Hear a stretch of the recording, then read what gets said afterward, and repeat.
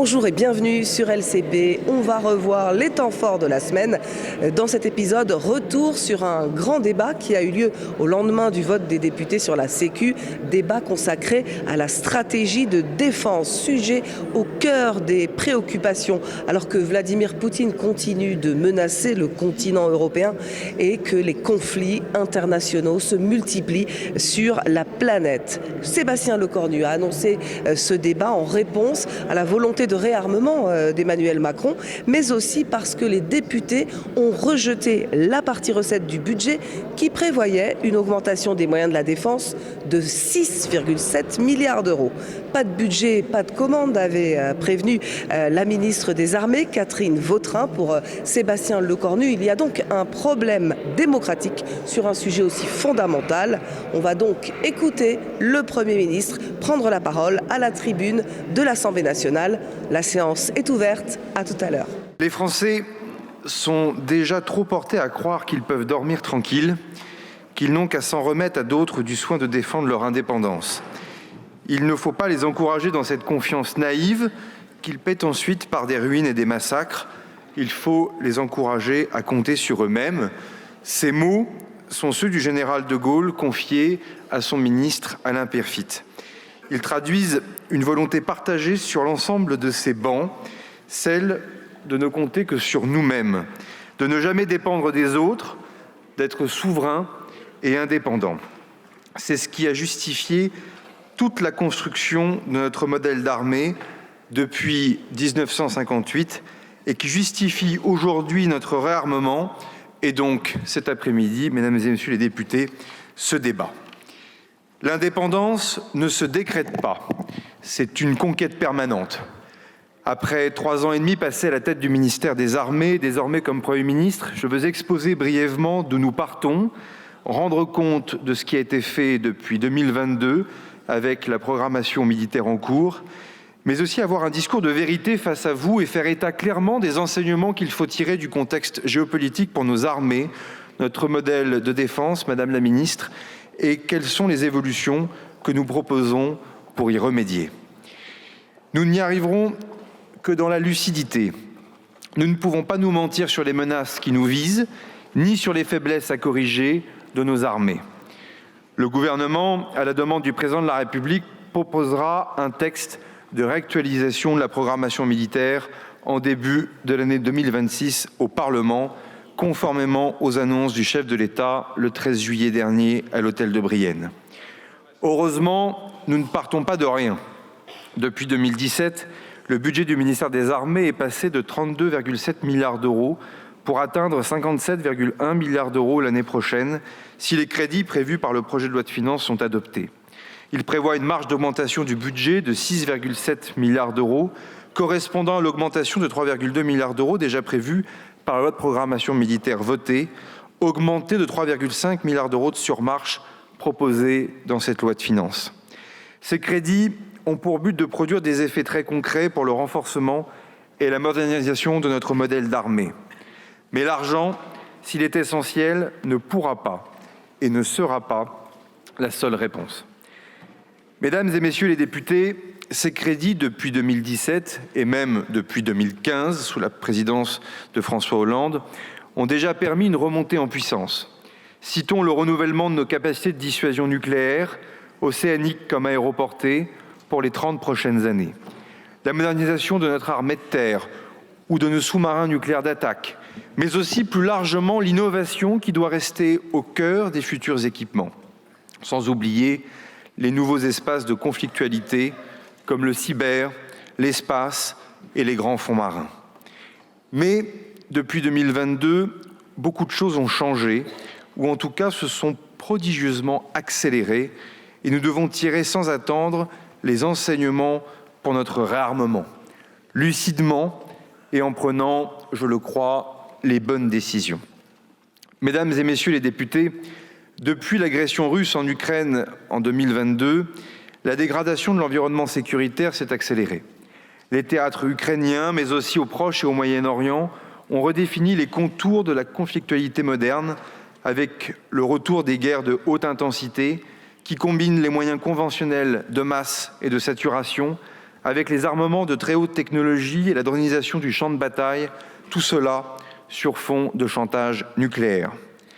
Le recours à des stratégies hybrides par des puissances adverses s'accélère et menace de fragiliser durablement l'Europe, la France en tête, jusque dans ses outre-mer, et plus généralement toutes les démocraties du monde.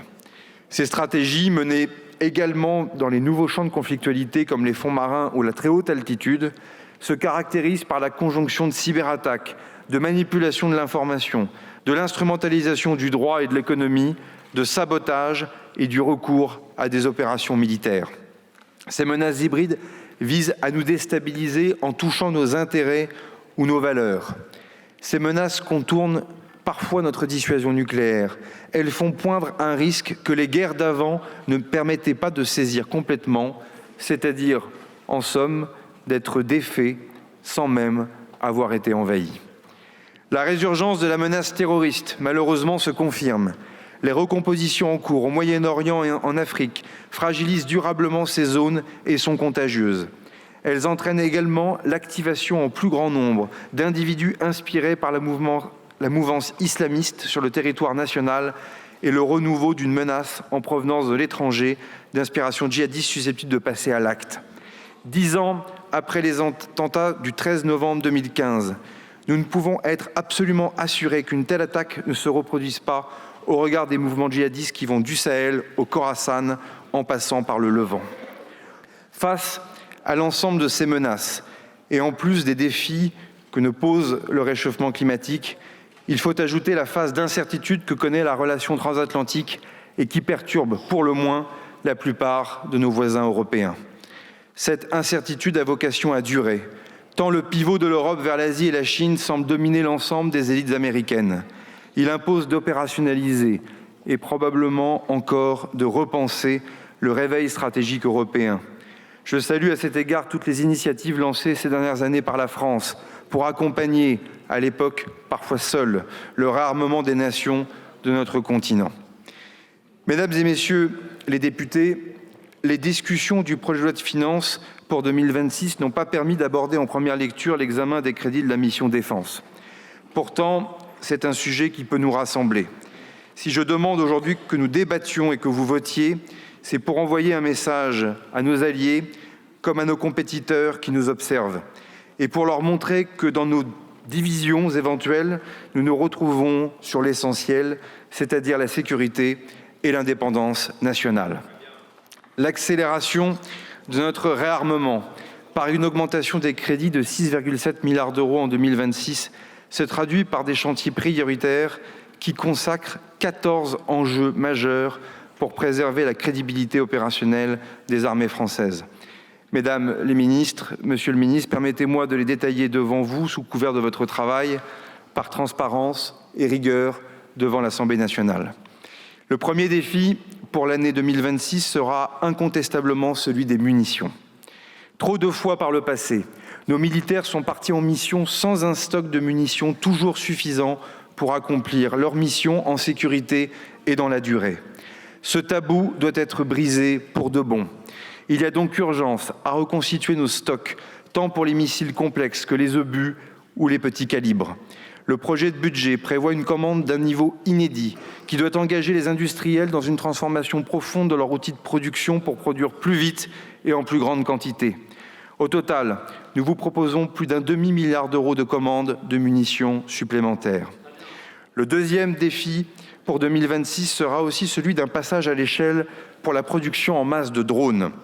Cette rupture technologique vient transformer les conflits armés. On le voit en Ukraine et au Proche et au Moyen-Orient. Cela est vrai pour les États, mais aussi pour les groupes terroristes. Les technologies évoluent en permanence. Elles deviennent obsolètes en à peine 2 à 3 mois. L'enjeu est donc double. D'abord, d'être en capacité de produire des drones qui sont à jour technologiquement, et d'autre part, de les produire en masse pour saturer le ciel et permettre la pénétration d'une ligne ennemie par certains drones ou des missiles plus complexes.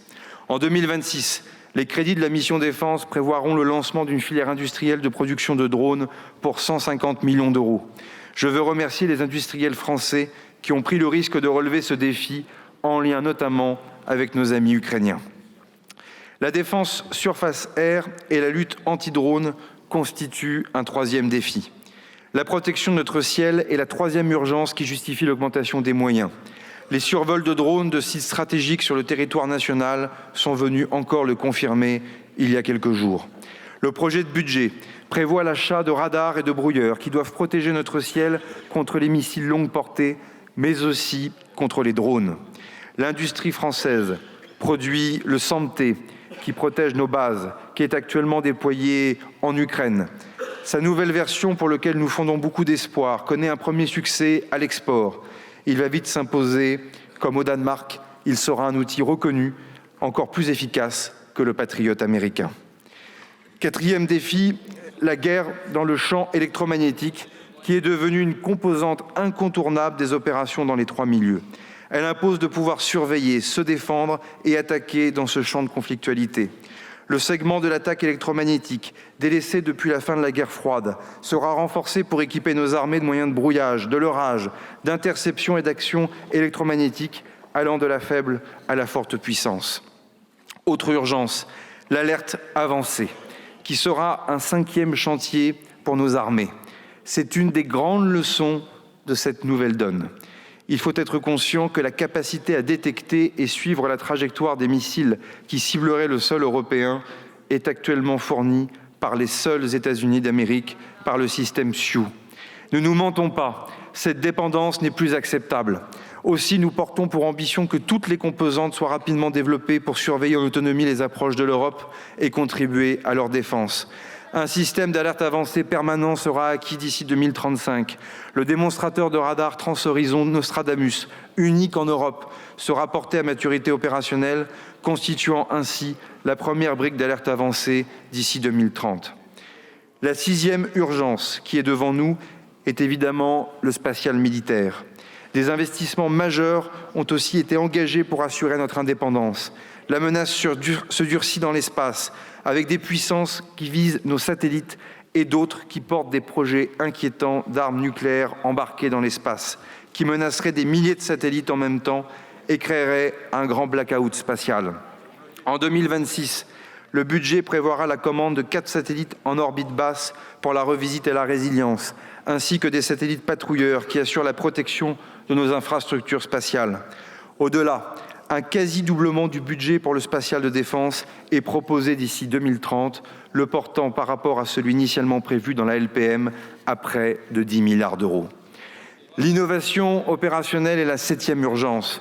L'intelligence artificielle est une technologie qui bouleverse le combat moderne, notamment pour déployer des flottes de robots, automatiser des attaques, repenser en temps réel des stratégies de défense sur un champ de bataille comme dans le cyberespace. Nous avons créé l'Agence ministérielle pour l'intelligence artificielle pour la défense pour répondre à ce défi technologique qui vient d'être doté d'un supercalculateur, le plus puissant d'Europe pour le traitement des données classifiées. Ce modèle d'agence doit nous inspirer aujourd'hui pour l'ensemble de l'État dont la modernisation passe à coup sûr par l'intelligence artificielle. Et bien sûr, il y a le quantique, autre défi, sûrement encore plus brutal d'ailleurs, que nous relevons avec nos ingénieurs, nos start-up, la DGA et les grandes entreprises françaises. Nous n'avons pas à rougir. La France est au rendez-vous des grandes puissances sur ce sujet, avec un laboratoire qui sera créé en 2026 au sein du ministère des Armées pour fédérer l'ensemble des acteurs. Il permettra de développer des technologies qui seront embarquées demain sur notre futur porte-avions ou dans nos sous-marins pour les rendre notamment encore plus discrets. Le service national, annoncé par le président de la République le 27 novembre dernier, accueillera 3000 jeunes Français dès l'été prochain. Il viendra pleinement faire évoluer notre modèle d'armée en permettant à une classe d'âge de connaître une sensibilisation qui ne pourra qu'être utile à leur vie de citoyen, mais aussi à la montée en puissance de nos réserves et même des recrutements pour l'active. Ce service sera volontaire, il sera rémunéré et se déroulera sur le territoire national. Car ce réarmement ne peut être uniquement militaire, capacitaire, budgétaire ou technologique, il est aussi moral et humain. Je veux remercier les jeunes Françaises et les jeunes Français qui feront le choix de s'engager pour leur pays. Le premier enjeu de notre stratégie vise à relocaliser des lignes de production, notamment pour la production de munitions. C'est ce que nous avons déjà accompli pour la poudre explosive avec Eurenco à Bergerac et que nous continuons de porter pour les munitions de petit calibre avec un soutien financier comme normatif de l'État. Demain, de plus en plus d'acteurs financiers privés devront investir dans cette filière qui retrouve un avenir. Produire plus, c'est aussi assurer notre approvisionnement en matières premières, notamment en poussant les industriels à constituer des stocks pour être résilients dans le cas de rupture d'approvisionnement pour des raisons géopolitiques. De manière plus globale, soulignons que des résultats importants ont été obtenus sur le temps de production de nombreux armements. Mais il reste encore beaucoup à faire, notamment concernant les missiles complexes. Nous n'y sommes pas encore. Des enseignements sont à tirer des industries civiles qui maîtrisent la capacité de produire en masse. Le gouvernement se félicite du rapprochement de plusieurs acteurs de l'automobile français avec notre industrie de défense pour partager leur expertise en matière de processus industriels permettant la production de masse et l'optimisation des coûts. Mesdames et messieurs les députés, le renforcement de la base industrielle et technologique de défense, c'est aussi un enjeu pour nos voisins européens. Aujourd'hui, près de 65% des équipements européens sont achetés à l'extérieur de l'Union européenne, essentiellement aux États-Unis. Ce n'est pas ainsi que l'on construit l'autonomie stratégique nécessaire en la matière. C'est pourquoi la France se bat pour obtenir le respect d'une règle simple et de bon sens. L'argent européen, et donc du contribuable français, doit servir les intérêts européens et donc les industries européennes. C'est ce qu'on appelle la préférence européenne. À l'heure où beaucoup pensent que tout peut s'écrouler, que le déclin français est inéluctable, personne pour autant ne songe à douter de nos armées. Ce sont elles qui ont porté les grands succès de la nation. Ce sont elles qui ont relevé le pays de ses plus grands périls. Ce sont nos anciens combattants qui ont tenu bon dans la moiteur d'une tranchée, la fureur d'un champ de bataille, dans les tempêtes des océans et des mers, depuis les hauteurs d'un avion ou les profondeurs d'un sous-marin.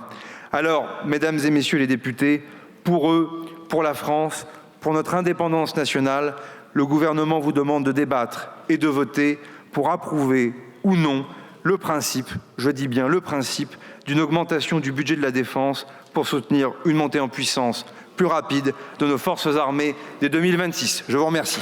Le Premier ministre à la tribune de l'Assemblée nationale pour détailler les grandes priorités de la stratégie de défense de la France.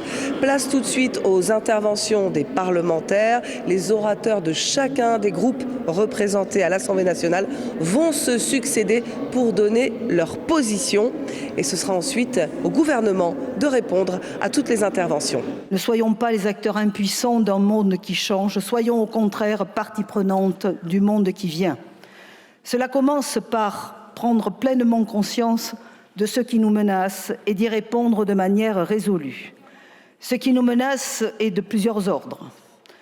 D'abord, un retour des visées impérialistes qui, depuis l'Europe de l'Est jusqu'aux confins de l'Asie, cherchent à s'étendre territorialement.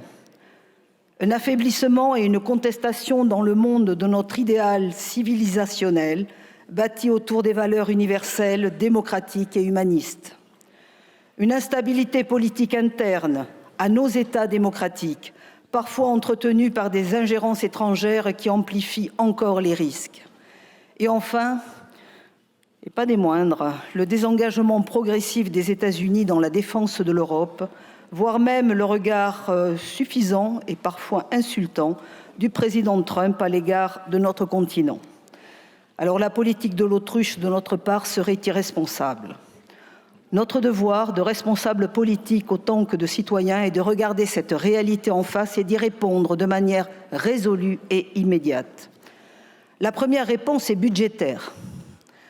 Nous devons poursuivre la trajectoire de réarmement engagée depuis 2017 sous l'impulsion du président de la République qui a vu, avant beaucoup d'autres, l'enjeu qu'allait représenter le renforcement de notre défense française et la nécessité d'une coopération européenne forte.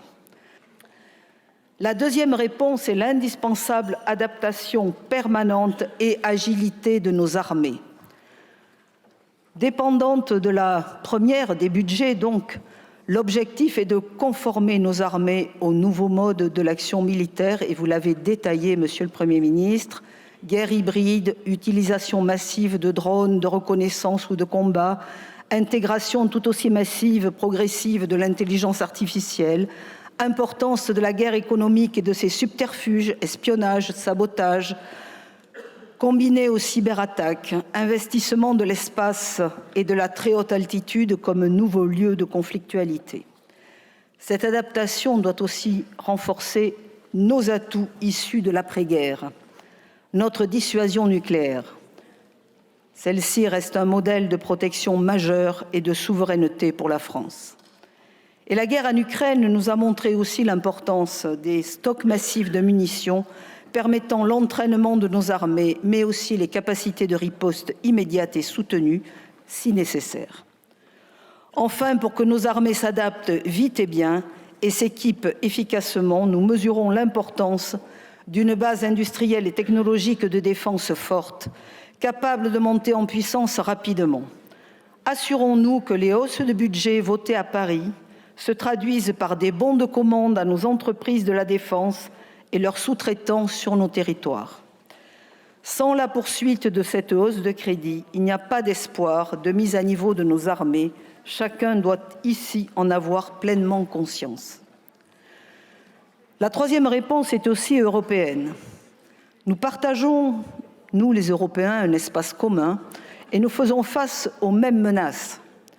Nous devons être en capacité de porter des réponses en européen sans remettre en cause la souveraineté de chaque État. Recherche, innovation technologique, notamment l'intelligence artificielle, déploiement permanent de l'interopérabilité de nos systèmes et une étroite coopération entre États membres seront la base de notre sécurité commune. La quatrième réponse est sociétale et citoyenne. Elle dépend de notre capacité à porter à la connaissance du plus grand nombre les enjeux qui sous-tendent cet effort de la nation. Il ne peut y avoir d'engagement durable de nos armées sans un soutien permanent des Françaises et des Français. Le service national volontaire annoncé par le président de la République doit permettre de former davantage de jeunes, certes au maniement des armes, mais aussi progressivement d'imprégner l'esprit de défense dans notre société. Ces réponses graduées et dépendantes les unes des autres forment un ensemble cohérent, dessinant une action collective qui renforcera nos armées sur le plan humain et sur le plan moral. Nous avons néanmoins devant nous un chantier majeur, Monsieur le Premier ministre, Madame la Ministre, celui de la résilience nationale, bien identifié dans la dernière revue nationale stratégique. Car une armée seule ne peut pas tout. C'est avec la société tout entière que la nation sera forte. Sensibiliser, informer, former chaque Français sur les risques et les moyens de s'en protéger individuellement et collectivement est aujourd'hui une absolue nécessité. La mobilisation de l'école, du monde du travail et des collectivités locales devrait nous permettre d'atteindre ces objectifs essentiels. Pour terminer, je voudrais, au nom de mon groupe Les Démocrates, rendre hommage à nos soldats. Pour les côtoyer depuis longtemps, à Mont-de-Marsan comme ailleurs, je sais leur engagement profond pour la nation. Je sais aussi leurs compétences, leur soif de toujours s'adapter pour être toujours meilleurs, et d'ailleurs toujours les meilleurs. Leur mobilisation est permanente et nous leur devons respect, reconnaissance et soutien inconditionnel. Pour le groupe Horizon et Indépendants, 4 lignes de force doivent guider durablement notre stratégie de défense. Le premier axe de cette stratégie doit être celui de la lucidité. La France doit dire ce qu'elle voit et agir en conséquence. Oui, la Russie est redevenue une puissance hostile qui assume la confrontation avec l'Europe. Oui, la compétition sino-américaine réordonne les équilibres mondiaux. Oui, les menaces hybrides, cyber, informationnelles, subversives, terroristes frappent directement notre société civile, nos collectivités, nos entreprises. Le deuxième axe, la deuxième exigence pour garantir notre souveraineté, c'est la résilience de la nation. Nous devons engager un réarmement moral. Mais ce réarmement ne se décrète pas, il se construit. Et il se construit avec la jeunesse.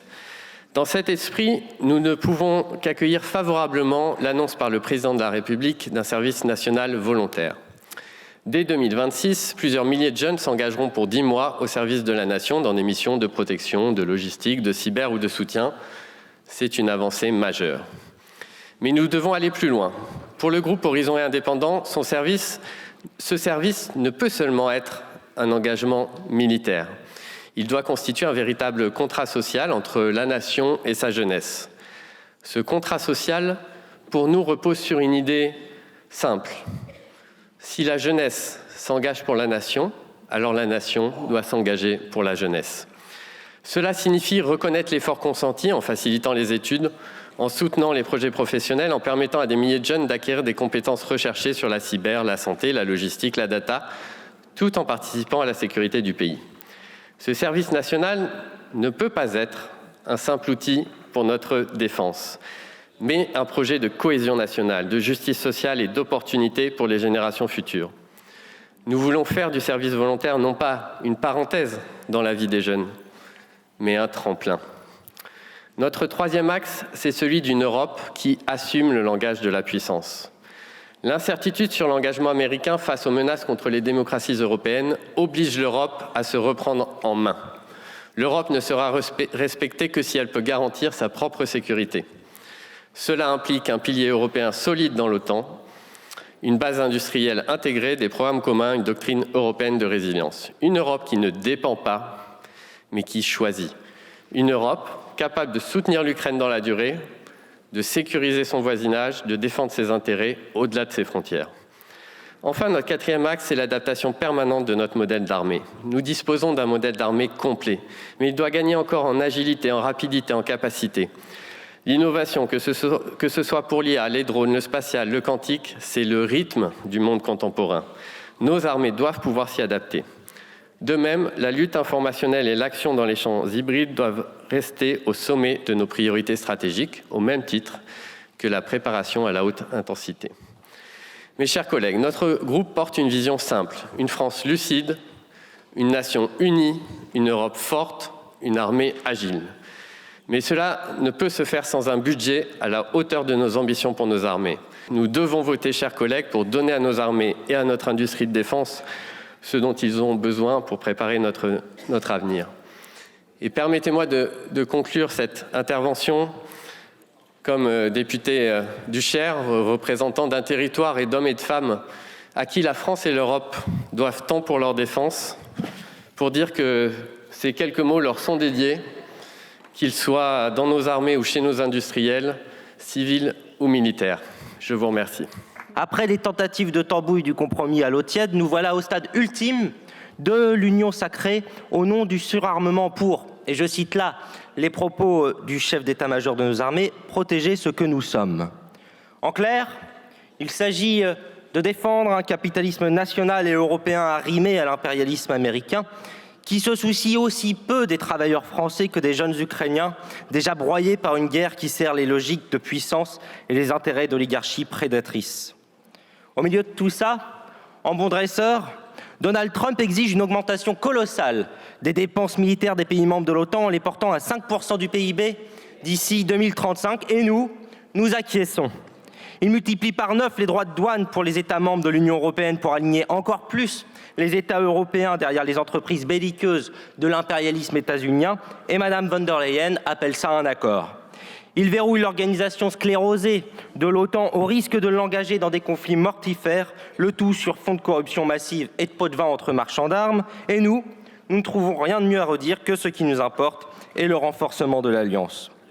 Souvenons-nous de ces mots d'Henry Kissinger. Il est dangereux d'être l'ennemi des États-Unis, mais il est fatal d'être leur allié. L'actualité éclaire ceci d'un nouveau jour. Ce n'est plus de la vassalisation, c'est de l'humiliation. Alors en échange, pour rendre plus digeste la cacophonie belliciste, les tournées de mobilisation des généraux européens exigeant l'alignement des peuples sur l'économie de guerre et en appelant sans détour au sacrifice de nos enfants au nom de prétendues valeurs, voilà qu'on érige de nouvelles lubies en principe, par exemple l'Europe de la défense, au nom soi-disant de notre autonomie stratégique. Alors, ils parlent d'Europe de la défense et ils sautent comme des cabris. Grâce au projet Réarme Europe, auquel l'effort national concourt, d'un coup, d'un seul, les milliards pleuvent. 800 milliards à l'échelle européenne pour l'effort de guerre. Une course à l'armement de 800 milliards sans recettes nouvelles qui va saigner nos services publics au profit d'industriels de la défense vassalisés et qui plus est financiarisés. Ils nous promettent qu'en Ukraine, la paix est au bout des canons. Le peuple ukrainien n'obtiendra pas ainsi la paix et nous, le peuple français, n'aurons que la guerre sociale, celle que l'on mène contre les travailleurs et les retraités.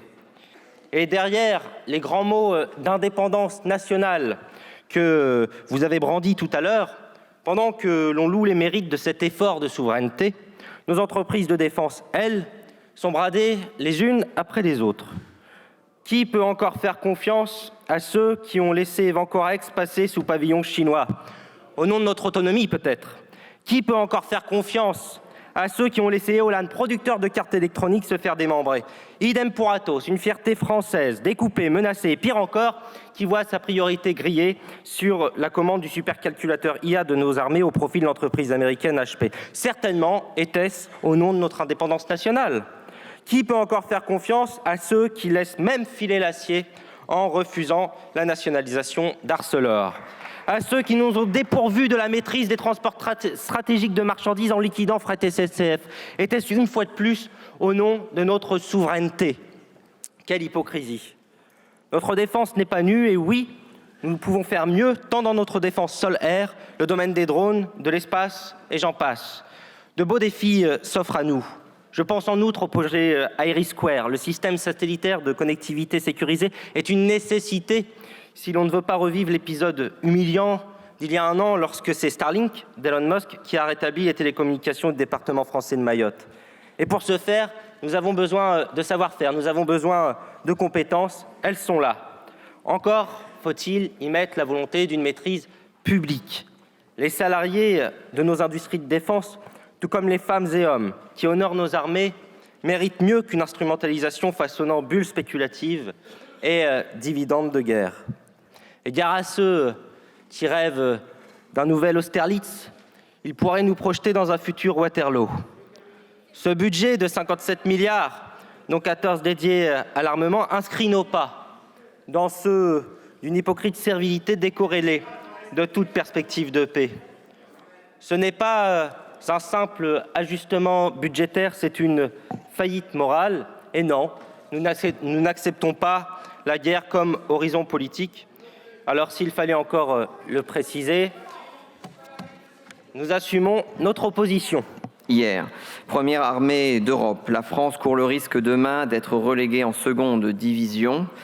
Et si, comme d'aucuns au sein de votre majorité l'espèrent, l'Union européenne se dotait d'une armée, alors l'armée française serait réduite au rôle de contingent, sans doute sous commandement américain ou sous commandement allemand, mais au service de quel intérêt suprême?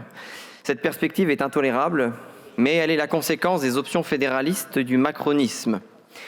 L'Europe de la défense se construit, malgré nous, malgré nos dénonciations, malgré nos refus.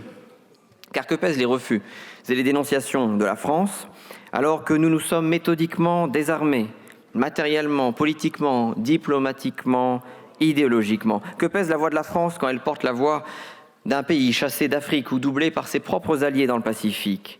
Que pèse la voix de la France quand, par celle du président de la République, elle propose le partage inacceptable de notre force de dissuasion nucléaire et donc d'abdiquer sa propre puissance?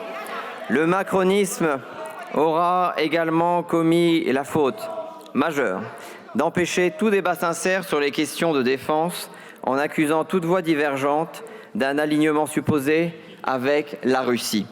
Nous connaissons les ambitions impériales de la Chine, les déstabilisations intéressées de l'Azerbaïdjan, les appétits obscurantistes de l'Iran et la haine djihadiste, première des menaces qui pèsent contre notre pays. Nous connaissons aussi évidemment la menace russe qui pèse aux frontières de notre continent. Oui, la guerre est aux portes de l'Europe et oui, nous sommes résolument aux côtés de l'Ukraine et de son peuple.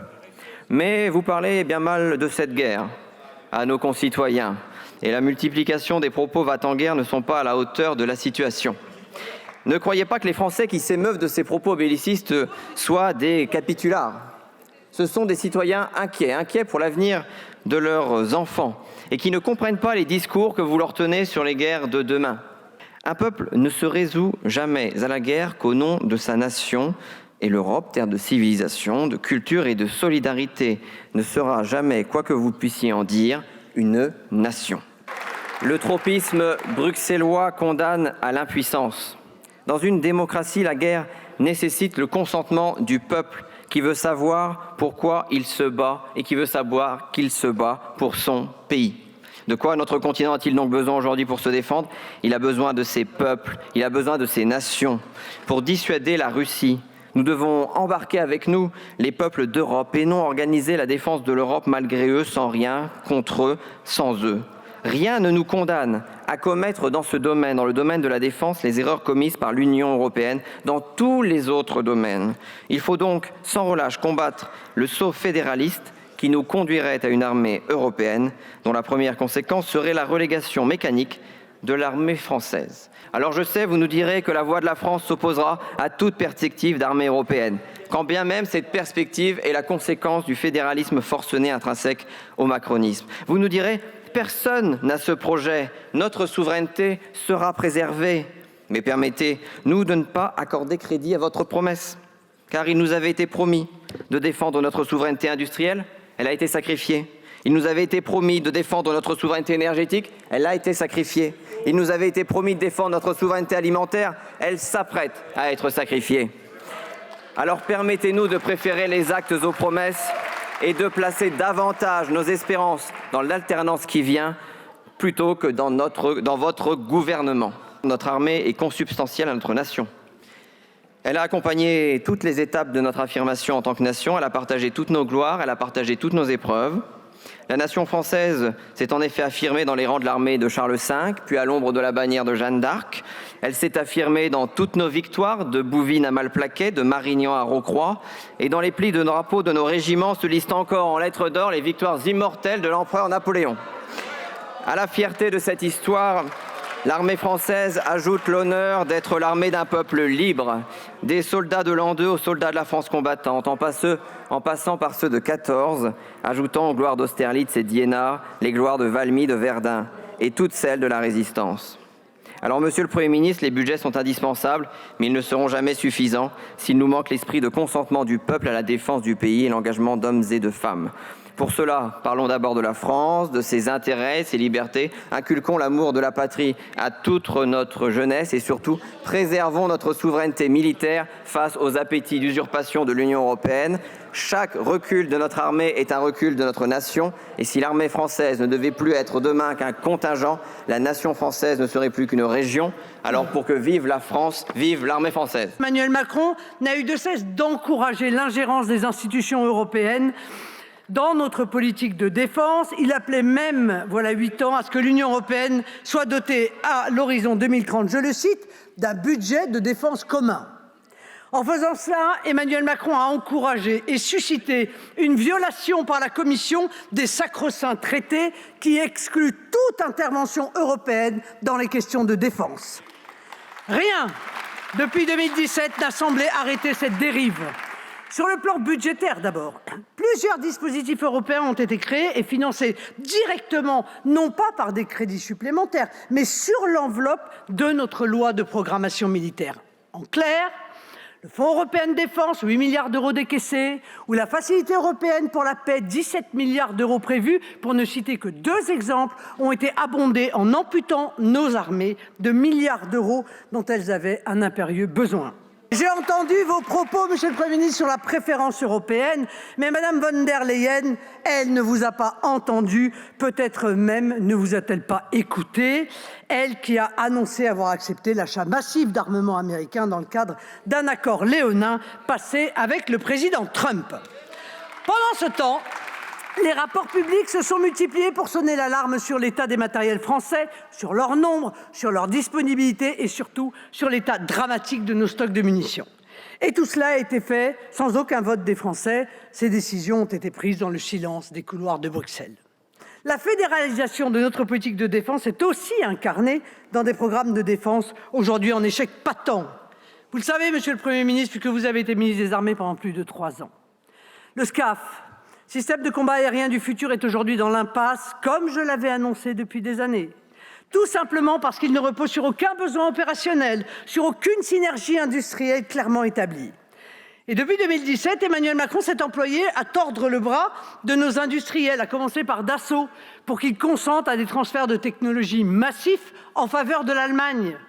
sans le patriotisme de nos entreprises, contraintes de protéger des savoir-faire que le président lui-même était prêt à brader, nous aurions sans doute subi des pertes irrémédiables de souveraineté. Le projet de char de bataille européen, le MGCS, est également dans une situation de blocage prévisible et que nous annonçons là aussi depuis des années.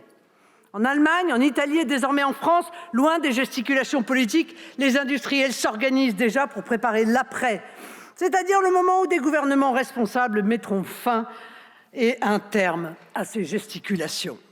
La LPM 2024-2030, vous la connaissez, c'est vous qui l'avez faite. Ses insuffisances évidentes et surtout son insincérité ne doivent pas vous être étrangères. Ce texte, et je l'assume parfaitement compte tenu du contexte géopolitique, notre groupe l'avait voté, sans enthousiasme ni même conviction, mais parce qu'il était de notre devoir vis-à-vis des armées, de nos industriels, des Français, de doter la nation d'une trajectoire claire de remontée capacitaire. Et de fait, vous nous aviez expliqué, Monsieur le Premier ministre, que les limites apparentes de la LPM seraient comblées par des crédits supplémentaires votés chaque année en loi de finances de fin de gestion. Compte tenu de l'état dramatique des comptes publics, cet engagement n'a pas été tenu. Les surcoûts liés aux opérations extérieures, comme les dépenses liées à notre soutien à l'Ukraine, n'ont pas été couverts par les ressources additionnelles nécessaires. Tout cela a été financé au détriment de nos armées. De même, la LPM prévoyait une explosion du report de charges, c'est-à-dire des impayés du ministère des Armées à la fin de chaque année. Ils atteignent désormais 8 milliards d'euros, soit près de 20% des crédits de paiement hors titre 2. Vous nous aviez dit que cela ne poserait pas de difficulté à nos entreprises du fait de la remontée globale du niveau des crédits. C'est faux. Aujourd'hui, notre base industrielle et technologique de défense, essentiellement constituée de PME d'excellence, souffre des décalages de commandes et des délais de paiement résultant directement du manque de crédit de la LPM. Et le ministère paie chaque année des dizaines de millions d'euros, bientôt sans doute des centaines de pénalités de retard. Notre effort de défense, Monsieur le Premier ministre, sa concrétisation opérationnelle ne sont pas solubles dans les éléments de langage. Tous les témoignages de nos industriels, quelle que soit leur taille, toutes les alertes des fonctionnaires du ministère des Armées qui constatent les impasses budgétaires de la LPM, toutes les analyses des spécialistes de l'économie de défense, tout aujourd'hui converge pour affirmer que ce texte est insuffisant et insincère. Cet effort, nous le soutenons par principe, tout simplement parce que la défense nationale est une cause qui dépasse largement les appartenances partisanes. Ne serait-ce que par cohérence, nous ne pouvons voter contre cela. Voilà pourquoi ce vote, en réalité, n'est pas le véritable sujet. Le véritable sujet, ce sont les raisons qui vous ont poussé à l'organiser. En effet, ce vote n'aura aucun effet sur le budget de nos armées, puisque celui-ci est inclus dans le budget de l'État et donc dans le mauvais projet de loi de finances que vous avez échoué à faire voter par cette Assemblée en première lecture. La vérité, c'est que ce débat et ce vote sont pour vous l'occasion d'instrumentaliser le budget de la défense pour faire passer votre loi de finances. Une loi de punition sociale et fiscale dont nous avons, sur ces bancs, depuis des semaines, dénoncé la toxicité. Des dépenses hors de contrôle, en hausse de 30 milliards au-delà de l'inflation. Des impôts en hausse de 20 milliards d'euros. En aucune façon, vous le savez, nous ne voterons un tel texte si d'aventure l'occasion nous en est donnée. La deuxième raison pour laquelle vous avez organisé ce débat, la voici. La LPM, parce qu'elle était insincère, doit être réabondée pour être soutenable sur le plan budgétaire. Les Français, aujourd'hui, n'ont pas besoin de vote fantoche. Ils n'ont pas besoin d'une mise en scène de la démocratie. Ils ont besoin de votes réels, effectifs, c'est-à-dire de nouvelles élections législatives au service du redressement de notre pays. Alors, Monsieur le Premier ministre, pour nos soldats, pour nos armées, pour nos industriels, pour notre souveraineté, nous voterons pour ce texte. Mais il aura été dit ici, et de la manière la plus claire qui soit, que nous ne sommes dupes de rien. Pour protéger la France et prévenir le pire, il y a urgence. Il faut comprendre, vouloir et agir différemment. Mais vous ne savez proposer que les mêmes recettes brouillonnes, les mêmes slogans en trompe-l'œil, les mêmes schémas de pensée obsolètes, et nous ne vous suivrons pas. Dans un monde toujours plus partagé en blocs antagonistes, la France devrait retrouver le chemin de l'indépendance, reconstruire une stratégie propre, affirmer sa voix singulière. Mais vous faites exactement l'inverse. Vous vous alignez sans cesse sur l'OTAN et à travers elle sur les États-Unis. Et cela au moment même où, sous l'impulsion de Donald Trump, ils brutalisent leurs partenaires, piétinent le droit international et sont devenus un facteur d'instabilité politique généralisée. Avez-vous seulement lu la stratégie de sécurité nationale publiée il y a quelques jours par l'administration de Washington ?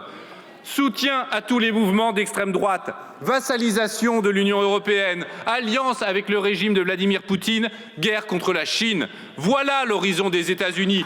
Quand allez-vous enfin ouvrir les yeux ? Le réveil stratégique européen dont vous nous parlez, comme le fait depuis des années le président Macron, n'est en aucun cas une alternative. L'Union européenne ne sait rien faire d'autre que de répéter que l'alliance avec les États-Unis est son horizon indépassable. Ainsi, vous nous enfermez dans un système où nos engagements militaires, nos choix industriels et même nos budgets de défense sont dictés par des injonctions extérieures. Au moment même où le monde glisse vers l'affrontement, vous privez la France de la seule ressource qui pourrait la protéger, son indépendance. Vous parlez de réarmement massif, de nations menacées, de conflits imminents avec la Russie. Vous allez jusqu'à faire dire au chef d'état-major des armées qu'il faudrait accepter l'idée de perdre nos enfants. Et vous persévérez avec votre tout nouveau service militaire volontaire, bâclé et sans moyens. Au début du siècle précédent, on appelait cela le bourrage de crâne, de la propagande pure et simple. Et cette rhétorique de l'urgence et de l'effroi a pour fonction de sidérer les esprits, d'empêcher toute réflexion, de réduire les oppositions au silence, d'accréditer l'idée qu'il n'y aurait qu'une seule réponse possible et crédible aux défis du monde, la fuite en avant militariste. C'est le débat démocratique que vous confisquez ainsi et que vous faussez, car nous n'avons pas à craindre une guerre conventionnelle avec la Russie. Nous sommes une puissance dotée de l'arme nucléaire. La Russie ne nous attaquera pas sans craindre l'abîme, le chaos et la destruction. Votre discours sur la guerre à venir affaiblit donc la France et sa capacité de dissuasion. Et c'est une prophétie autoréalisatrice. Le plus grave, c'est que pendant que vous vous gargarisez de formules martiales, vous ne préparez même pas sérieusement notre défense aux défis de demain. Vous parlez d'économie de guerre, mot aussi ronflant que creux. Car que trouve-t-on derrière concrètement ? Rien. Vous laissez partir nos actifs stratégiques à l'étranger, Atos, ArcelorMittal, Vancorex et plus de 1600 autres entreprises françaises qui sont passées sous pavillon états-unien en 10 ans. Aucun pilotage, aucune stratégie, aucune réflexion. Votre soi-disant économie de guerre n'est donc qu'un prétexte pour préparer les esprits à l'idée qu'il faudrait se serrer la ceinture pour financer la défense de la France, pour justifier ainsi vos politiques d'austérité et de casse sociale, et aussi pour justifier vos erreurs de programmation, vos impréparations, vos renoncements. Car pendant que vous dramatisez la situation, vous évitez soigneusement le véritable débat sur l'essentiel, l'état réel du budget de la défense. Votre modèle est absurde. Derrière votre rhétorique martiale, il n'y a qu'une série d'échecs, d'abandons, d'aveuglements et au bout du chemin, la détérioration de notre outil militaire et l'abaissement de la France. L'impuissance face à la montée des tensions dans le monde, le risque d'une conflagration irréparable. Il faut tout changer pour restaurer nos capacités de défense et la souveraineté de notre patrie, pour construire la coopération internationale et la paix, pour prévenir le pire. Tout changer, c'est d'abord gouverner par les besoins. En finir avec votre politique dictée par les injonctions extérieures, les effets d'annonce ou les lubies présidentielles et partir du réel, ce dont nos armées doivent être dotées pour protéger efficacement notre pays et sa population. Pour défendre notre territoire, il faut une vision d'une toute autre ampleur que l'inventaire improvisé que vient de nous livrer le Premier ministre. Et il ne suffit pas d'ajuster à la hâte notre programmation militaire. Il faut reconstruire une souveraineté d'ensemble, économique, industrielle, technologique et diplomatique. Un pays qui ne maîtrise plus sa production, qui laisse filer ses actifs stratégiques et qui dépend de puissances étrangères pour ses technologies vitales, ne peut pas prétendre à une stratégie autonome. C'est à cet état de dépendance et d'abaissement que conduit votre politique. C'est à cela que nous voulons mettre fin. Là où votre politique lie notre pays à un soi-disant camp occidental qui s'inscrit dans une logique d'affrontement avec le reste du monde, nous proposons une autre voie, celle du non-alignement. Des partenariats militaires, mais fondés sur des dépendances choisies et consenties et avec des alliés fiables. Des coopérations qui permettent de mutualiser ce qui doit l'être et d'œuvrer au service de l'intérêt général humain. La réponse aux défis du changement climatique, la préservation de l'espace comme bien commun de l'humanité. Et toujours, un cadre de coopération fondé sur l'égalité des nations, la stabilité collective, les institutions et le droit international. Partout, faire reculer la loi du plus fort. Partout, faire avancer la coopération. Partout, affirmer notre humanité commune. Là est pour nous la vocation de la France. Il y a un peu plus d'un siècle, le 31 juillet 1914, à la veille de son assassinat et de la Grande Guerre, Jean Jaurès écrivait ce qui devait être son dernier article dans le journal de l'Humanité. Il disait « Pour résister à l'épreuve, il faut des nerfs d'acier, ou plutôt il faut une raison ferme, claire et calme. » Retenons aujourd'hui la leçon. Ne cédons pas aux solutions simplistes, à la panique, à l'emballement guerrier. Faisons mieux. Si la France doit avoir les moyens de sa défense, c'est pour mieux être indépendante et non alignée, pour mieux œuvrer à l'équilibre entre les nations et à la paix entre les peuples, pour mieux servir l'intérêt général de l'humanité. La nouvelle conflictualité à laquelle nous sommes confrontés a la caractéristique d'être protéiforme. Nous avons tous en tête les terribles images du front ukrainien, de ses canons, chars et missiles. Le grand public est nettement moins accoutumé aux menaces hybrides qui, d'une certaine manière, ont toujours existé, mais sont de plus en plus prégnantes en ce qu'elles ont gagné en intensité, en ampleur et en conséquences engendrées. Si les États restent les principaux protagonistes de ce retour de la conflictualité, ces derniers partagent désormais l'affiche avec de nouveaux acteurs, organisations paramilitaires ou organisations criminelles, parfois complices des pouvoirs politiques en place, la plus connue étant Wagner, devenu Afrika Korps en territoire africain. Nouvelle méthode, nouveaux acteurs et un constat simple. L'accélération de la dégradation de l'environnement sécuritaire mondial s'est confirmée en raison de la simultanéité du durcissement des conflits et d'un accroissement inédit des menaces transnationales, mais aussi en raison d'une fragilisation du multilatéralisme et d'une désinhibition du recours à la force. En relations internationales, il existe un principe simple. Lorsqu'une puissance vous désigne comme son adversaire et passe à l'acte, les solutions qui s'offrent à vous sont peu nombreuses. Subir ou se préparer pour mieux dissuader. Entendons-nous bien ici, personne ne souhaite un conflit, quelles que soient ses formes ni ses conséquences. Et c'est pour mieux l'éviter que nous devons nous y préparer.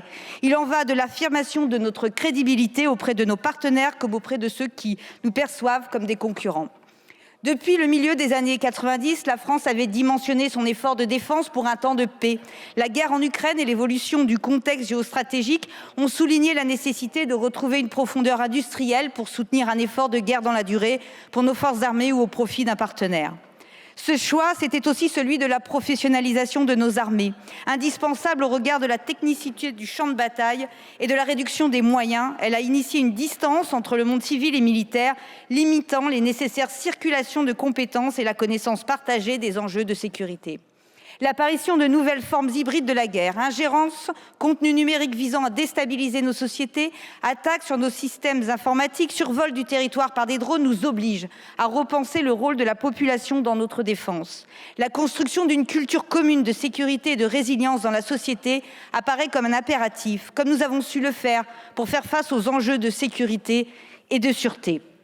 Lors de l'examen de la dernière LPM, nous avions souligné une loi de continuité plus qu'un moment historique. Une loi qui, bien qu'évoquant l'invasion russe en Ukraine, n'en prenait pas toute la dimension. À l'époque, nous avions accepté de voter le texte après avoir obtenu plusieurs satisfactions, notamment pour une trajectoire budgétaire plus linéaire, en augmentation dès la première année et une actualisation du texte en 2026 au regard du durcissement du contexte international. Nous nous inquiétions aussi de la crédibilité d'ensemble des éléments budgétaires présentés au regard des objectifs affichés. 2 ans et demi plus tard, les reports de paiement confient nos impayés, l'inflation même maîtrisée fait son œuvre et les TPE-PME de notre BITD en sont les premières victimes, ce qui limite la montée en puissance qui leur est demandée. Bien sûr, dans le contexte, nous accueillons avec lucidité les hausses de crédits annoncées pour 2026. Pour autant, cet accueil n'en sera pas moins exigeant qu'en 2023. Pour être efficace, soulignons que l'augmentation des crédits à elle seule ne suffira pas. Celle-ci doit s'inscrire dans une vision stratégique renouvelée, basée sur l'émergence d'une nouvelle architecture de sécurité collective du continent européen et une politique de coopération multilatérale renforcée. Par ailleurs, certaines zones d'ombre subsistent et nous souhaitons être éclairés avec précision concernant, par exemple, le nouveau SNV, son financement, son rôle dans la transformation de nos armées, mais aussi sur les attentes sans cesse repoussées de notre marine nationale.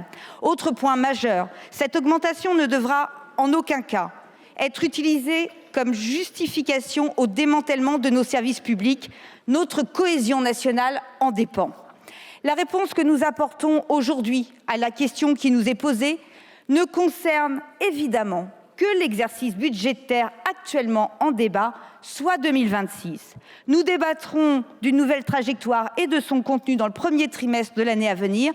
Notre rôle de député est d'écrire la loi, pas seulement de voter ou non les projets du gouvernement. Il n'est pas d'action sérieuse sur un outil militaire sans réflexion sur les menaces. Il est définitivement derrière nous le temps des illusions de la mondialisation heureuse, des dividendes de la paix et de la démocratie prospérant à l'ombre du droit. Nous vivons dans un monde sans juge ni gendarme où la puissance est redevenue la mesure de toute chose.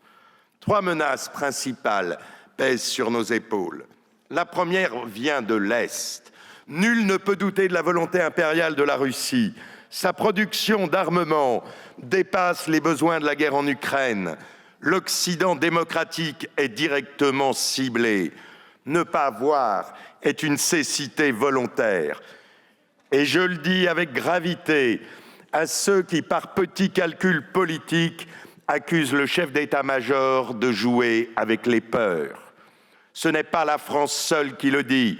Ce sont les Baltes, les Polonais, les Danois, les Allemands. C'est Sergueï Kaganov, stratège du Kremlin, qui dit, dans le grand continent, cette guerre a déjà commencé, simplement nous ne l'appelons pas encore ainsi, notre véritable adversaire est bien l'Europe. La seconde menace est à 360 degrés. Il serait absurde de nous focaliser sur le flanc Est et d'oublier les désordres en Méditerranée, le terrorisme islamiste, les flux migratoires utilisés comme une arme, les attaques contre nos voies maritimes, les conséquences des crises climatiques ou la déstabilisation de nos outre-mer. Ce n'est pas nous qui choisissons l'ennemi, c'est l'ennemi qui nous choisit. Enfin, la troisième menace est l'incertitude sur la fiabilité de l'Alliance atlantique. Commencé du temps du président Obama, le basculement vers l'Asie est une réalité. La dernière stratégie de sécurité nationale n'est pas de nature à nous rassurer. Nous savons que nous pouvons être seuls. L'urgence est à l'autonomie stratégique de l'Europe, dans le cadre du pilier européen de l'Alliance, seule structure militaire à pouvoir conduire des opérations à l'échelle d'un théâtre. C'est cela notre feuille de route, assurer au plus vite l'européanisation de l'OTAN. Nous avons besoin de davantage de moyens pour l'activité opérationnelle, pour le renforcement de nos munitions bonnes de guerre, pour la DSA, pour la drone, pour la guerre électronique ou pour la défense opérationnelle du territoire. Alors, bien sûr, nous soutiendrons cette accélération. Ce n'est qu'une étape. Dans l'actualisation de la LPM, il faudra faire des choix. Sans anticiper sur ce débat, dans le cadre de l'européanisation de l'OTAN, notre priorité doit être de développer les strategic enablers pour lesquels nous dépendons des capacités américaines. À ce titre, il est primordial de développer des capacités de frappe balistique conventionnelles dans la profondeur, capables de témoigner d'une volonté politique sans risquer de perdre des avions et des pilotes. La surmarche doit nous permettre de ne pas prendre de retard. Nous avons été leaders en Europe avec le programme ELSA. Nous devons le rester. Et s'il faut créer des SPV pour créer des marges, faisons-le. Bien évidemment, ces nécessités sont des contraintes. 6,7 milliards, ce n'est pas rien. Mais c'est à relativiser. C'est moins de 1% de nos dépenses sociales. C'est une réelle opportunité pour nos 4000 entreprises de la BITD et leurs 220 000 salariés, de la start-up aux grands groupes. Face à la désindustrialisation, le secteur de la défense est un accélérateur de croissance dans les technologies duales comme l'IA ou le quantique. On ne peut pleurer quotidiennement les pertes de nos pépites technologiques et de notre souveraineté technologique et ne pas leur donner les moyens de leur financement. Cohérence oblige. Alors oui, il nous faut trouver une voie de passage budgétaire pour financer la marche et la surmarche 2026. C'est votre tâche, Monsieur le Premier ministre. C'est la nôtre aussi, à nous, membres de la représentation nationale. N'oublions pas que les parlementaires ont des juges et qu'ils siègent au plus impitoyable des tribunaux, le tribunal de l'histoire. Soyons à la hauteur du moment, celui de la concorde pour des intérêts nationaux plus grands que nous-mêmes. Nous le devons à la France, nous le devons à ceux qui portent les armes de la France et à qui nous devons tant. Notre groupe y prendra toute sa part. À l'heure d'achever, je nous invite à méditer ces mots d'Henri de Kérélis, un des rares parlementaires de droite à avoir refusé les accords de Munich. Ici même, il avait lancé « Avant ma classe sociale, il y a la France. Avant notre régime politique, il y a la France. Avant toutes mes préférences idéologiques, il y a la France. » Mes chers collègues, nous en sommes là, à nous d'être à la hauteur. Monsieur le Premier ministre, vous nous interrogez sur le futur de notre armée. Je vous confirme que nous pourrions approuver une hausse du budget des armées si celle-ci offre des garanties précises sur ses objectifs. Car oui, notre armée a besoin de moyens pour pouvoir projeter au moins une division relevable après 6 mois en soutien à nos alliés européens. Notre armée a besoin de moyens pour porter à 18 son format de frégate de premier rang, quitte à financer cet effort avec une production de coques blanches permettant leur exportation. Notre armée a besoin de moyens pour fournir aux unités de véritables enveloppes de subsidiarité permettant l'adaptation la plus efficace possible aux difficultés rencontrées par nos soldats. À cet égard, nous ne comprenons pas l'annonce unilatérale faite par le président de la République d'un service militaire universel volontaire. Enrôler des jeunes quelques mois sous les drapeaux n'est pas une fin en soi. Est-ce efficient? Quel gain stratégique et opérationnel attendre d'un engagement de quelques mois? Prétexter le lien armée-société ou les besoins de recrutement du ministère des Armées ne justifie pas n'importe quelle dépense. D'autant que le coût annoncé, 2 milliards d'euros sur 5 ans, représente de quoi tripler le budget de notre réserve opérationnelle, un levier autrement plus utile, plus structurant et plus immédiatement mobilisable pour la sécurité du pays. Pour le groupe écologiste et social, la réserve est le principal levier pour renforcer massivement la défense de notre territoire et resserrer le lien armée-société. Nous attendons donc des engagements concrets. Nos réservistes doivent être rémunérés sans retard, disposer d'un pactage individuel complet et bénéficier d'une gestion RH permettant de les valoriser sans les cantonner aux tâches qui rebutent les militaires professionnels. De même, cette hausse budgétaire doit être l'opportunité pour l'État de resserrer son pilotage stratégique sur ses industriels. Je pense au SCAF qui doit aboutir malgré les difficultés de coopération. Je pense aussi à Fonderie de Bretagne, dont les promesses de reprise par Europlasma tardent à se concrétiser, tant en termes de commandes que d'investissement. Enfin, je veux vous redire que nous ne financerons pas cet effort en sacrifiant notre pacte social. En 1914, c'est notamment par un impôt nouveau, l'impôt sur le revenu, que l'effort de guerre a été financé. Aujourd'hui, un impôt sur les grandes fortunes suffirait non seulement à renforcer notre défense sans peser sur les classes moyennes et populaires, mais aussi à financer d'autres besoins essentiels à notre société. L'adaptation de la taxe Zuckman par notre Assemblée durant la dernière niche écologiste démontre que cette voie est juste et réalisable. Donnons l'occasion à nos grandes fortunes de démontrer leur patriotisme en contribuant à la solidarité nationale alors que notre cohésion et notre souveraineté sont menacées. Vous nous posez une question volontairement floue. Vous ne nous offrez pas de garanties solides sur l'usage des dépenses qui seront engagées. Vous ne nous permettez pas d'articuler la question de la défense nationale avec le débat budgétaire dans son ensemble. Le groupe écologiste et social s'abstiendra donc sur la question posée dans ce débat. Nous réserverons nos efforts et nos suffrages pour le véritable débat parlementaire, celui sur l'actualisation de la loi de programmation militaire, À cette occasion, le gouvernement devra réellement tenir compte des demandes du Parlement s'il souhaite sincèrement bâtir un consensus de sécurité nationale. Je vous remercie. Vous avez évoqué, Monsieur le Premier ministre, et je veux vous dire ici mon inquiétude sur les Outre-mer, sur l'orientation prise par notre pays sur cette question.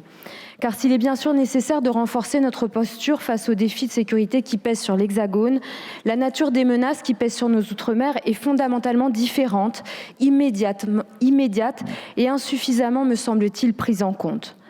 Comme l'affirme désormais sans détour la revue nationale stratégique de 2025, les Outre-mer revêtent une dimension stratégique essentielle, non seulement pour leur propre sécurité, mais aussi pour celle de l'Hexagone. Les moyens dédiés doivent donc y être à la hauteur. Il s'agit ainsi de financer une défense sans arbitrage entre l'Hexagone et l'Outre-mer. Vous avez évoqué, Monsieur le Premier ministre, la guerre hybride d'une contestation quotidienne de la souveraineté française, ciblant directement l'intégrité territoriale et l'exploitation de nos ZEE en visant la déstabilisation, la prédation de nos ressources. C'est là-bas, chez nous, dans l'océan Indien, dans le Pacifique, aux Antilles, que cette menace hybride se matérialise très concrètement, et ce depuis plusieurs années. Des navires de pêche chinois, par exemple, dans nos eaux territoriales en Nouvelle-Calédonie, des conférences à bas coût pour contester la France, des flux de fausses informations pour décrédibiliser l'État et contester la France sur les réseaux sociaux en Outre-mer. En première ligne, évidemment, Mayotte. Mayotte, seule terre française habitée, officiellement et activement revendiquée par un pays étranger, les Comores. Les Comores qui y mènent une déstabilisation méthodique en y envoyant notamment sa population et depuis quelques années des demandeurs d'asile venus du continent africain. Cette instrumentalisation des flux migratoires nie notre frontière et déstabilise nos services publics, déchirant le pacte républicain. C'est pour cela que l'instrumentalisation des flux migratoires est classée comme menace hybride par l'OTAN et l'Union européenne. Là-dessus, vous êtes restés silencieux. Passifs, sinon complices, on a déjà eu plusieurs échanges là-dessus, et je veux ici dénoncer la myopie coupable de Paris sur les agissements de Moroni. Moscou et la Chine, mais aussi l'Azerbaïdjan, soutiennent activement les Comores. Moscou offrant ses services pour prendre le contrôle de Mayotte. Les Comores offrant leur pavillon pour le navire espion venu au large de Saint-Nazaire et pour la flotte clandestine de pétrole russe de contrebande. Les Comores qui travaillent avec nos ennemis. Il va falloir sortir de l'angélisme coupable de la relation franco-comorienne et enfin protéger Mayotte. Mayotte qui vit dans son voisinage immédiat l'instabilité mondiale que vous avez évoquée, Monsieur le Premier ministre. À quelques centaines de kilomètres de nous, Daesh a repris ses activités terroristes au Mozambique, la répression bat son plein en Tanzanie, alors que le coup d'État à Madagascar et l'aide française au président en fuite a mis nos ressortissants en danger. Ce coup d'État malgache qui pourrait aussi donner des idées aux apprentis putschistes comoriens dans ce pays instable et menaçant. Alors je le dis ici solennellement, que Paris s'abstienne de toute ingérence qui mettrait en danger les Français de Mayotte. Je rappelle qu'en 2008, alors que le Quai d'Orsay semblait avoir agi sur les élections de nos voisins, les Comoriens s'étaient lancés dans une brutale chasse aux Blancs à Mayotte. Nous avons compris le dilemme stratégique que Moscou impose à Paris. Appuyer sur les fragiles territoires ultramarins pour souligner les faiblesses et les angles morts de nos moyens de défense, pour mettre à l'épreuve nos choix stratégiques et budgétaires. En investissant sur des moyens à terre pour la défense continentale, nous comprenons en creux que ceux de la Marine nationale pour les Outre-mer seront sacrifiés. Les lois de programmation indiquent que d'ici 2030, les territoires ultramarins disposeront de près de 1000 militaires supplémentaires, d'équipements modernisés et de capacités de commandement renforcées. Nous vous demandons au groupe Lyot de veiller à accélérer de manière drastique la programmation des patrouilleurs outre-mer en en dédiant un à temps plein à Mayotte avec un quai militaire à Longoni. Nous vous demandons aussi d'accélérer les innovations des drones aériens, marins et sous-marins pour les déployer en Outre-mer, pour réinventer notre défense dans les territoires ultramarins et répondre ainsi avec force et détermination au défi qui nous est posé, celui de défendre les Français des Outre-mer avec la même énergie et la même détermination que ceux de l'Hexagone. Enfin, je veux dire un mot pour les militaires, nos frères, nos sœurs, nos pères, nos enfants qui sont engagés, ceux de l'Hexagone, ceux de l'Outre-mer, ceux qui ont répondu présents aux côtés de Mayotte lors de Chido. Je vous remercie. Après la chute du mur de Berlin, Les États-Unis, la Russie et la Chine ont continué à financer un haut niveau de défense. Les gouvernements d'Europe, eux, ont désarmé. Ce temps est révolu. La semaine dernière, M. Poutine s'est déclaré prêt à faire la guerre à l'Europe. Ce n'est, hélas pour nous, pas une surprise. Il veut créer un monstre, mélange de la Russie des tsars et de la Russie des soviets. Il a déjà vassalisé la Biélorussie et par 2 fois, il a attaqué l'Ukraine en 2014 et en 2022. D'ores et déjà, nos pays sont la cible d'une guerre hybride, survol des lieux sensibles par les drones, cyberattaques d'entreprises et de services publics, ingérence dans les élections. Nous devons faire cesser cela. Et plus encore, instruits par l'histoire, nous devons dire avec clarté que nous ne laisserons tomber ni Tallinn, ni Riga, ni Vilnius, ni Varsovie, ni Chisinau, ni Bucarest, ni aucun pays de notre Europe. Notre défense nationale ne peut être crédible sans un budget ambitieux. Sans ce financement, pas de protection, pas de dissuasion et pas de souveraineté. La surmarche annoncée par le président en juillet constitue un effort global et cohérent de plus de 36 milliards d'euros répartis sur la période 2026-2030. En 8 ans, chers collègues, nous aurons plus que doublé le budget destiné à notre défense. Le rapporteur du budget de l'équipement des forces et de la dissuasion que je suis peut attester que le budget de la défense traduit les exigences du temps présent empli de menaces. Nous devons être clairs, refuser de mettre à niveau notre puissance militaire serait une faute politique et morale. Je nous appelle donc à prendre nos responsabilités. Votons en faveur de notre défense ce soir comme demain. Soyons à la hauteur des temps historiques que nous traversons. Le débat est clos. Avant de donner la parole au gouvernement, je fais annoncer le scrutin dans l'enceinte de l'Assemblée nationale. Et je donne la parole à Madame Catherine Vautrin, ministre des Armées et des Anciens combattants. Vos interventions témoignent incontestablement de votre attachement à notre défense nationale. La majorité d'entre vous a évoqué la nécessité absolue de plus d'autonomie, de plus de souveraineté. Monsieur le Premier ministre, vous l'avez dit, nous vivons un moment de bascule, une bascule à la fois stratégique liée aux incertitudes de l'allié américain, une bascule à l'Est où la guerre a ressurgi sur notre continent, une bascule au Proche-Orient où la situation demeure fragile et peut à tout moment entraîner l'escalade, une bascule au Sahel où l'instabilité ne cesse de croître. L'ensemble de ces constats, mesdames et messieurs les parlementaires, décide un monde plus dur, plus brutal. Face à cela, nous n'avons pas d'autre choix que de réagir. Et réagir résolument, c'est poursuivre la montée en puissance de la loi de programmation militaire. C'est finalement ce que nous pouvons appeler l'effort de paix pour que notre pays non seulement reste au niveau de ses alliés, de ses compétiteurs, mais surtout que notre pays puisse garantir son indépendance. Alors évidemment, je vais m'associer à l'hommage que vous avez rendu à nos forces, aux femmes et aux hommes qui composent nos armées. Beaucoup d'entre vous, mesdames et messieurs les députés, ont évoqué la notion majeure de souveraineté. Alors je voudrais ici le réaffirmer avec force devant chacune et chacun d'entre vous. La politique de défense est incontestablement une compétence souveraine de l'État. Dans notre histoire, le respect de cette notion fondamentale n'a pour autant jamais empêché les alliances. C'est d'ailleurs encore d'actualité aujourd'hui. De la même manière, mesdames et messieurs les députés, la dissuasion nucléaire n'a jamais été partagée. C'est une spécificité française, c'est une compétence nationale dont la doctrine, et c'est important de le redire ici, demeure inchangée depuis 1964, quels qu'aient été les exécutifs dans notre pays. Et notre responsabilité aujourd'hui, c'est bien d'articuler la stratégie de dissuasion, aussi bien navale qu'aéroportée, avec la stratégie de défense conventionnelle. En d'autres termes, des fonds marins à l'espace. C'est cela, mesdames et messieurs les parlementaires, notre stratégie d'indépendance. C'est cela la règle de notre autonomie. Et c'est d'ailleurs, et il est important de le rappeler, un élément tout à fait différenciant avec nos voisins allemands qui n'ont pas cet élément de dissuasion.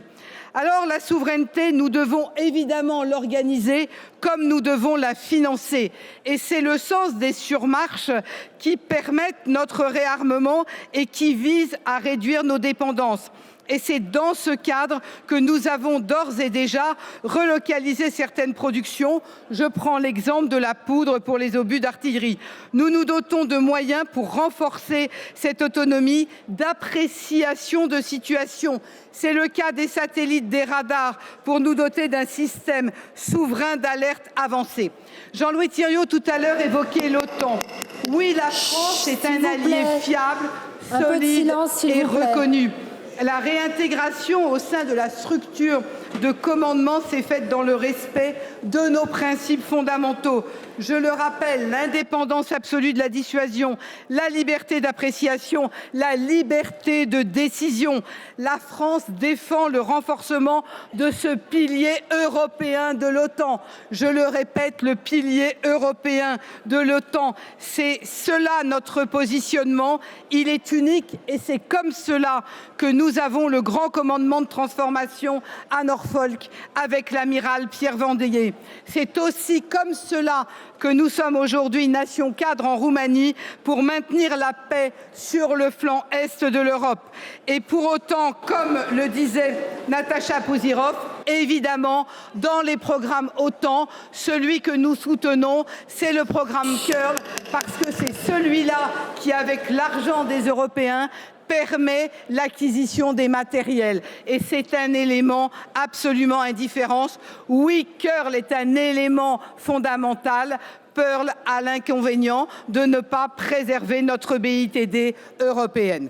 De la même manière, ça a été évoqué tout à l'heure, le programme EDIP a pour avantage de permettre des achats en commun de production de munitions. C'est là aussi la capacité de soutenir notre défense européenne et notre industrie de défense européenne. La préférence européenne, c'est une clé et la France ne transige pas sur les 65% de composants européens dans les programmes. L'activité opérationnelle en accompagnement du renforcement de nos capacités, l'actualisation de la LPM prévoit évidemment une augmentation de la qualité et de la quantité de l'entraînement. Les commissions de la défense de l'Assemblée comme du Sénat nous le demandaient. 650 millions dédiés à la préparation opérationnelle en 26, en plus de ce qui était dans le budget 25.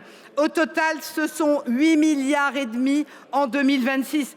Parce qu'une armée efficace opérationnelle, c'est une armée entraînée. Voilà des réponses concrètes. De la même manière, quand on parle de la soutenabilité et de la sincérité de cette LPM, je voudrais vous donner un seul chiffre, mesdames et messieurs les députés. Au 30 septembre, la délégation générale pour l'armement avait déjà commandé pour 12,8 milliards d'euros et payé pour 16 milliards d'euros. C'est un chiffre historique. Ce chiffre a un double intérêt, le montant de ce qui est commandé, mais il répond à la question des industriels qu'ils doivent être payés. Avec 16 milliards de paiements, vous voyez qu'il y a bien effectivement des paiements réalisés et qui ruissellent sur l'ensemble des territoires. En ce qui concerne la base industrielle technologique de défense, ce sont 4 200 entreprises sur l'ensemble de vos territoires, 220 000 emplois. Et là aussi, un travail qui a été mené, y compris avec le ministère de l'économie et des finances et le ministère de l'industrie, pour améliorer les délais de production, pour améliorer le partage de la valeur entre les grandes entreprises et leurs sous-traitants. Parce qu'effectivement, sur chacun de nos territoires, nous veillons à ce que chacun des sous-traitants soit non seulement associé à la commande, mais ait également la capacité à participer et quelque part à retrouver la création de valeur. C'est cela la lecture qui est la nôtre de cette capacité à ce que l'ensemble de nos territoires puissent être associés. Je voudrais également faire un commentaire sur le sujet qui est celui de la frappe dans la profondeur. Quand je disais tout à l'heure que nous avions une spécificité qui était celle d'un armement conventionnel complet, oui, nous devons avoir une capacité qui est une capacité pour toutes les armées d'aérobalistique, bien évidemment de balistique terrestre comme de balistique navalisée. La délégation générale à l'armement travaille sur le sujet. Nous avons déjà eu un comité interministériel et nous allons continuer sur la manière d'apporter une réponse très concrète sur ce sujet. En ce qui concerne les infrastructures, 2,6 milliards d'euros, c'est une augmentation de 6%, avec non seulement des crédits pour la préparation des forces, je pense à ce qui a été dit sur la formation avec l'école des sous-officiers par exemple, je pense également à l'hébergement, je pense aux quais pour Barracuda, je pense aux infrastructures pour Scorpion, mais je pense également à Mayotte et ce qui a été dit sur effectivement la nécessité d'avoir des infrastructures terrestres et une base navale. Cela fait partie des engagements avec une capacité de créer cette base navale, d'avoir également des vedettes de gendarmerie, d'avoir des éléments de soutien et de commandement, d'avoir 9 à 13 intercepteurs des 27 et 520 personnels supplémentaires. Et si je regarde l'ensemble de nos outre-mer, mesdames et messieurs les députés, et si je devais prendre un exemple, je prendrais celui du porte-avions nouvelle génération. Parce que si nous faisons le choix, parce que le budget est voté d'un porte-avions nouvelle génération, cela veut dire que la France conforte sa position de puissance maritime et qu'elle a donc un porte-avions qui est en capacité notamment d'être autour de l'ensemble de nos outre-mer. Voilà ce qu'est le sens d'un nouveau porte-avions. Quand on parle évidemment de nouveautés et d'équipements, je ne peux pas ne pas évoquer les drones. Plus de 600 millions en 2026, c'est 33% supplémentaire par rapport à l'exercice 25. Nous pouvons, mesdames et messieurs les parlementaires, avoir les meilleurs équipements. Rien ne sera possible sans les femmes et les hommes de nos armées. Et cela a pour cible 275 000 hommes et femmes. Dès 26, ce sont 800 effectifs supplémentaires, notamment pour le cyber, notamment pour l'intelligence artificielle. Ce sont 40 000 recrutements. C'est la formation dans 70 écoles et centres de formation. Ce sont 6 millions de journées de formation. Enfin, mesdames et messieurs les députés, vous avez évoqué le soutien à l'Ukraine. Vous le savez, la France, dès le premier jour, a été aux côtés de l'Ukraine. Déjà 3 milliards de cessions de matériel, de chars, d'avions, de missiles, de canons, la formation de plus de 19 000 militaires ukrainiens par nos forces, une capacité de combat complète. L'enjeu aujourd'hui, c'est évidemment de continuer avec des partenariats industriels, avec évidemment un accompagnement qui permette à l'Ukraine d'aller vers cet effort qui est un effort de paix juste, qui respecte évidemment la volonté de l'Ukraine. Donc en conclusion, mesdames et messieurs les députés, vous le voyez, ce texte et la déclinaison du projet des armées et de la surmarche pour l'exercice 26, il est validé par la revue nationale stratégique, par les retours d'expérience de l'Ukraine et des autres théâtres. Il nous permet de consolider nos capacités militaires fondamentales, l'entraînement, la gestion des effectifs, la logistique, de renforcer la protection de nos forces et de notre territoire, avec un accent particulier sur la défense solaire, la lutte anti-drone, la lutte anti-sous-marine, les menaces NRBC. Nous développons des capacités offensives, l'approvisionnement en munitions, la frappe en profondeur, la préparation au combat de haute intensité.